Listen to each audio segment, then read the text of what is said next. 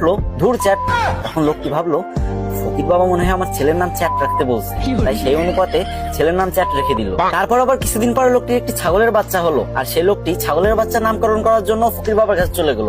কিন্তু তখন ফকির বাবা একদমই ধ্যানমগ্ন ছিলেন না, আর যখন দেখলো ছাগলের নামকরণ করার জন্য তার কাছে আসছে, তখন সে প্রচন্ড রেগে গেল আর বলল, তুই একটা ছাগলের নামকরণ করার জন্য আমার কাছে আইসোস, যা তো ছাগলের বাচ্চার নাম পুটকি রেখে দিল। তারপর ছাগলের বাচ্চার নাম পুটকি রেখে দিল। তারপর ছেলে মেয়ে বড় হলো। তারপর লোকটি তার মেয়ের জন্য বিয়ে ঠিক করলো। কিন্তু যখন মেয়েটির জামাই বিয়ে বাড়িতে পা রাখলো, তখন সবাই চিৎকার করে বলতে লাগলো, এই বালের জামাই আইছে, বালের জামাই আইছে, তাড়াতাড়ি ওরা বরণ কর, আমাকে বালের জামাই আইছে।